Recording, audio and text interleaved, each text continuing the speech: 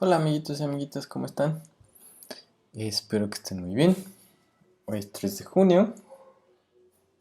Eh, am, ya terminó la Jornada Nacional de Sana Distancia, pero acuérdense que seguimos en semáforo rojo.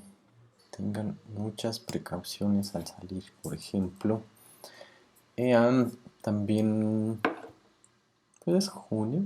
Acuérdense tratar de luchar contra homofobia, racismo, transfobia, todas esas cosas. Bastante.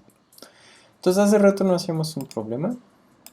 Vamos a hacer uno que es más o menos un comercial del curso de áreas que encuentran en cursos.carmenlinea.com. El problema es este. Entonces me gustaría mucho que, no sé si lo hacen o no, me gustaría mucho que sí se detuvieran un rato, o sea, que lo pausaran y lo intentaran por su cuenta. Tenemos un triángulo ABC, entonces A, B y C. D es un punto sobre AB y E es un punto sobre BC y luego nos da acá algunas medidas. AD, AD es 3 y DB es 2. Entonces, pues algo como así. Este es D. AD 3, BD 2. Y E está sobre BC y cumple que BE es 3 y S es 4. ¿Por aquí? 4 y 3. Entonces había que trazar dos líneas. Por supuesto tienen que ser estas, porque con los otros vértices no se cruzan. El problema nos dice que este punto es F. Y queremos conocer en qué razón parte F a E. ¿Ok? Ponle pausa, piénsalo un ratito, inténtalo por tu cuenta. ¿Cómo harías un problema como este?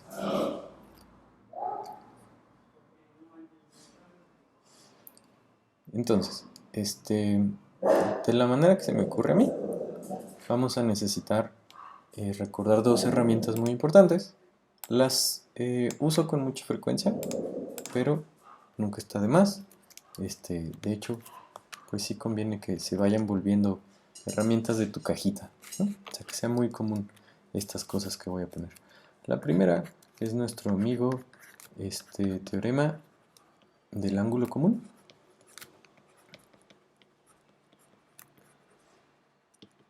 Es un teorema muy usado en problemas de área de la IMC. Y entonces por eso le decimos del ángulo común. Yo no sé realmente si tiene otro nombre, pero en el material de la IMC se le dice teorema del ángulo común. A menos que hayas estado en entrenamientos IMC primaria, en donde a lo mejor le llamas teorema de Mateo. Entonces dice que si tú tienes un triángulo ABC, el que sea, y tú eliges puntos M y N sobre dos de sus lados, entonces tú puedes calcular el área, bueno, la razón del área del triángulo AMN entre la razón del área del triángulo ABC, haciendo AM entre AB por AN entre AC. La demostración es muy sencilla. No la voy a hacer aquí para no perder más tiempo. Está en otros videos. Está en el curso. Es muy sencillo de demostrar esto, ¿no? Y lo otro que vamos a usar es una propiedad de la proporcionalidad que no sé si tiene nombre. Dice que A entre B es igual a C entre D. Si solo si A entre B es igual a más C entre B más D. Entonces, numerador con numerador, denominador con denominador. Es algo así de que las partes, o sea, si las partes y el todo están en la misma proporción, bueno, si todas las partes están en la misma proporción, el todo también está en la misma proporción. o si algunas partes y el todo, entonces la parte que falta también. ¿Sí? También es muy sencillo de demostrar. Probablemente habría sido más sencillo demostrar eso que hacer mi pantomima. Nomás despeja, multiplica. Es muy sencillo. Entonces vamos a usar estas dos cosas. Entonces vamos a regresar a nuestro problema. Entonces, ¿dónde podemos usar teorema del ángulo compartido? ¿Dónde vamos a usar teorema del ángulo común? Pues sí hay dos lados que claramente están marcados. Los puntos E y D están claramente sobre dos de los lados. Entonces, vamos a usar triángulo común para poder conocer la proporción de esta área al resto. Y entonces vamos a resolver esto como un problema de áreas. Vamos a encontrar la proporción de algunas áreas y usar eso para encontrar proporción de segmentos. Muy, muy común. Entonces, por teorema del ángulo común, sería la fracción de esta con respecto al todo es 2 quintos, 3 séptimos. ¿Sí? Es decir, 6/35. Y vamos a usar con razones de áreas un poco del resto. De hecho, el teorema del ángulo común se demuestra con algo muy similar a lo que vamos a hacer ahorita. Si concentran su atención en este triángulo de acá, bueno, en todo este completo, él lo divide, divide una de sus bases, uno de sus lados, en 3 y 4. Como tienen bases colineales, tercer vértice común, la razón de sus áreas es la razón de sus bases. Entonces, 6/35 lo divido entre 3, me queda 2. 2/35 lo multiplico por 4. Entonces, este triángulo de acá son 8/35. El CDE. Y eso quiere decir que todo el verde, pues son 6 y 8, 14. Para 35 son 21. ¿No? Entonces, todo este completo son 21 de 35. ¿Sí? Y esto es suficiente haciendo una trampa, o sea, apoyándonos ahora de la parte de las fracciones, de la igualdad de proporciones que vimos, ¿no? Nosotros queremos encontrar EF entre FA. Este de aquí es F, entonces quiero entre este. Entonces le voy a poner al área de este triangulito, B, C y D. Por exactamente las mismas cosas que usamos aquí abajo, la proporción en la que está el área A con respecto al área B es EF entre FA.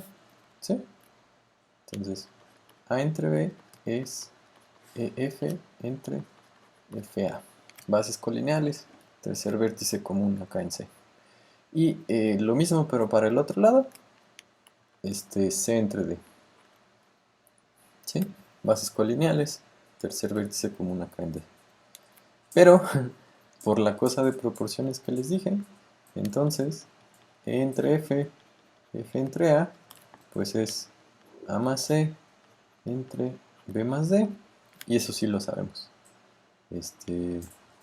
8 de 35 entre 21 de 35, es decir, 8/21. Y terminamos. ¿Sí? Sencillo. Bueno, un poco por eso les pedí que sí lo intentaran. Espero que sí lo hayan hecho. Entonces es muy sencillo cuando tienes las herramientas adecuadas. Lo que te quiero decir es que puede ser mucho, mucho más sencillo todavía cuando conoces otras herramientas. Entonces, ¿qué vamos a hacer? Vamos a hacer el mismo problema con algo que se llama puntos de masa. Entonces, La regla básica de puntos de masa, de hecho, es una propiedad física. Si tú tienes un sube y baja, sí hay manera de equilibrar cosas que están muy distintas en cuanto a su peso. Por ejemplo, podrías equilibrar un dinosaurio. Yo creo que el principal problema hoy en día sería conseguir un dinosaurio con una hormiga. Esto es una hormiga. Si el sube y baja fuera lo suficientemente largo. Entonces, piensa cómo equilibras una pluma o una escoba. Piensa cómo equilibras una escoba. No lo equilibras a la mitad, lo equilibras pues muy cerca del cepillo, ¿sí? Porque el mayor peso está concentrado ahí. Entonces, la propiedad física que tiene que ver con equilibrio de masas en una palanca, una balanza, a este de acá le llamamos fulcro, que es una palabra que aprendí recientemente y ahora la uso para todo. Si el peso del dinosaurio es A mayúscula y esta distancia es A, la distancia del dinosaurio al fulcro, y el peso de la hormiga es B mayúscula y esta distancia es B, entonces hay equilibrio si A por A es igual a B por B. ¿Sí? Y en nuestra cosa de puntos de masa que vamos a hacer, al fulcro se le asigna un peso de A más B. Eso es lo que vamos a usar. Sé que suena muy extraño, pero es exactamente todo lo que necesitamos. Entonces, era algo así, ¿no? Entonces era A, B, C, D, E, F, 2, 3, 3, 5, 5, 4. Entonces, vamos a asignarle masas, pesos, a los vértices del triángulo y equilibrarlos usando los puntos intermedios, E y D, como fulcros. Es decir, lo que tenemos que hacer es asignarles masas que nos garanticen ese equilibrio. Entonces, por los números que están puestos, podríamos pensar a lo mejor queremos uno, vamos a ponerle 12. Puedes ponerle el que tú quieras. Lo peor que te puede pasar es que trabajes con fracciones. Entonces, le ponemos 12 a C. Y entonces, ¿qué es lo que tiene que cumplir? Pues tiene que cumplir que 12 por 2 sea lo mismo que A por 3. Entonces 12 por 2 es 24. Entonces A tiene un peso de 8. Y entonces, si A fuera un objeto de peso 8, C fuera un objeto de peso 12, los podemos equilibrar en un fulcro del tamaño que sea, si en un sube y baja del tamaño que sea, si el fulcro está en distancia 2 a 3, 3 a 2. ¿Sí? Eso es lo que dice. Y D tiene peso 20. Masa 20. ¿Ok? Y ahora equilibramos B y C. Entonces 3 por 12 son 36. Entonces 36 entre 4 son 9. B tiene un peso de 9.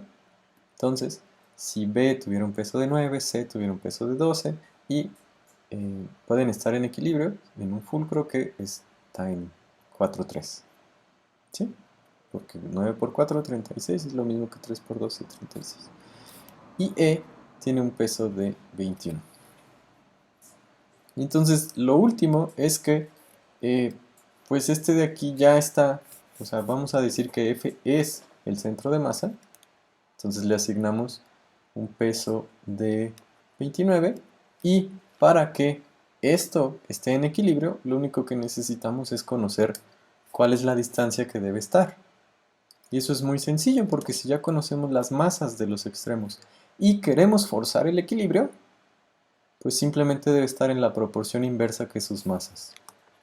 Es decir, si queremos EF entre FA, E tiene un peso de 21 y A tiene un peso de 8, entonces esto es 8 a 21.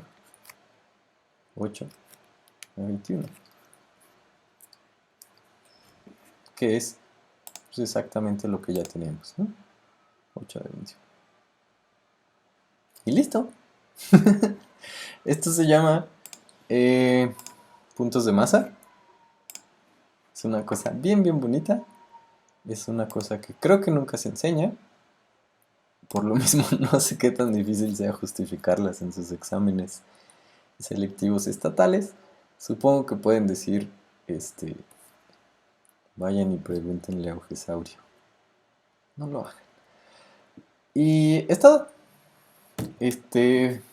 Feliz mes de junio. Feliz mes del orgullo. Acuérdense pelear contra el racismo sistémico.